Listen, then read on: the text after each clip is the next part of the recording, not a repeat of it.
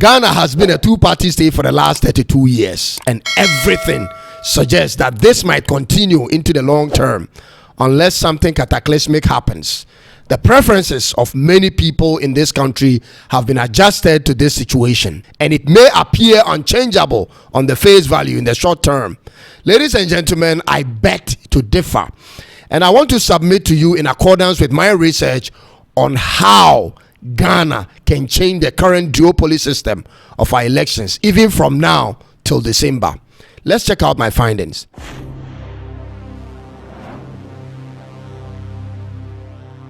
Thanks for joining me, and be sure to subscribe and click on the notification bell. Have you read that part of scripture where it reads, when the people will say, peace, peace, and a sudden destruction fall upon them? Well, what I'm going to share with you can become the sudden wrecking ball against the political establishment in Ghana, which thinks that nothing will change and it will be business as usual. Ladies and gentlemen, the solution begins with social media. There is a misconception out there that political campaigns, as it has been in the past, is the surest way to get into direct contact with people and consolidate your votes. That was right, but not now. I'll come to that. And I'm happy people are getting it wrong. There is another misconception out there that the traditional door-to-door campaign is the most effective way to be known and be remembered on the day of voting. Some even equate delegates' voting patterns to national elections.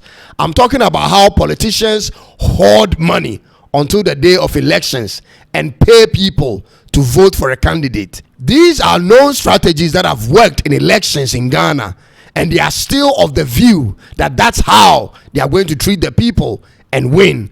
And yet I beg to differ. There is a way to trump all of that with social media.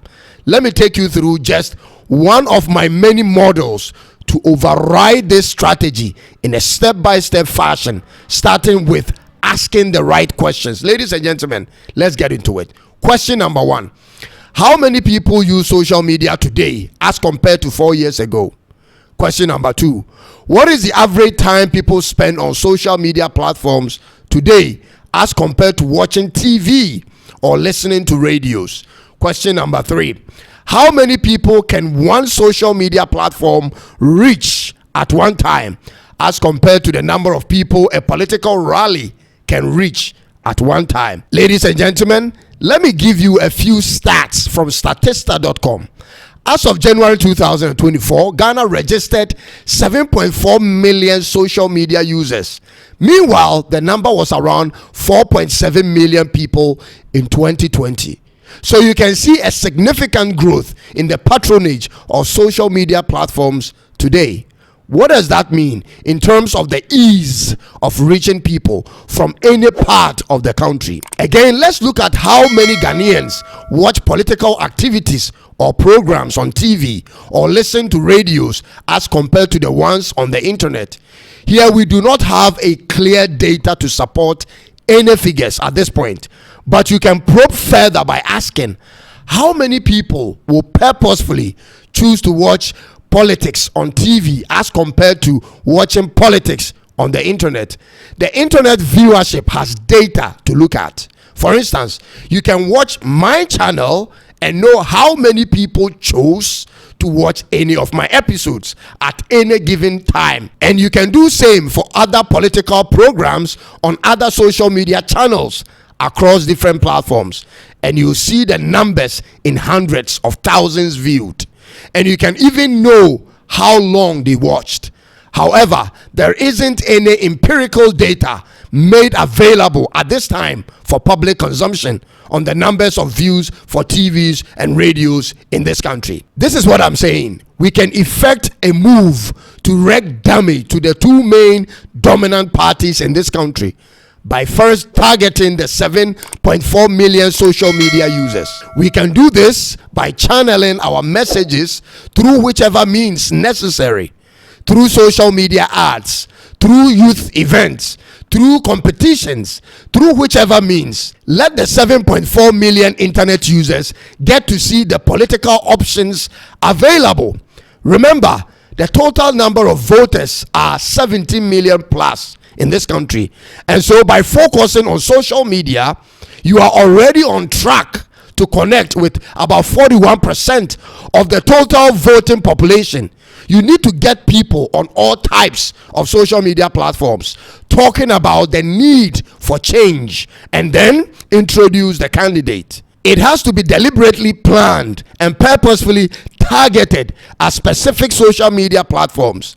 It must be continuous and meaningful. You need people who can talk and are willing to go online and talk, not just people who want to be paid to talk. How do I know this will work, ladies and gentlemen? It's because it's been working since 2008 elections, when Obama used Facebook to campaign and to organize physical rallies. Today, people who are looking for political power are mostly on social media platforms in one way or the other. Even President Paul Kagame of Rwanda has a personal X platform he manages himself. Donald Trump is on TikTok now, and so on. They can easily organize a whole event from there without resorting to the traditional TV or radio stations or even printing flyers.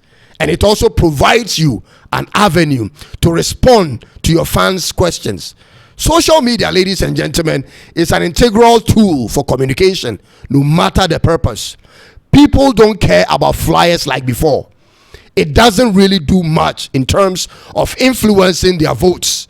What we need is to maximize the use of social media and through there organize massive rallies.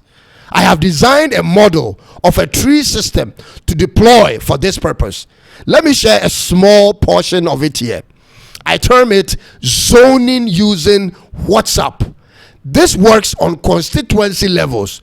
You break an entire constituency into what I call zones, and you identify zonal leaders who will manage not more than 50 zone members in a group chat.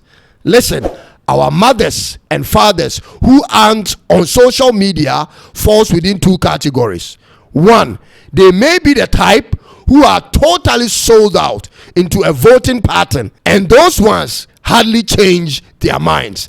The second group are those who can be influenced, and those are the ones the zonal members are responsible for convincing. According to Global Info Analytics and other independent sources, the percentage of floating voters in Ghana are more than 30% of the total number of voters in this country. So the idea is not to target those whose minds are already made up, no, but the youth and the floating voters. You need influencers who can influence families, friends, and neighborhoods.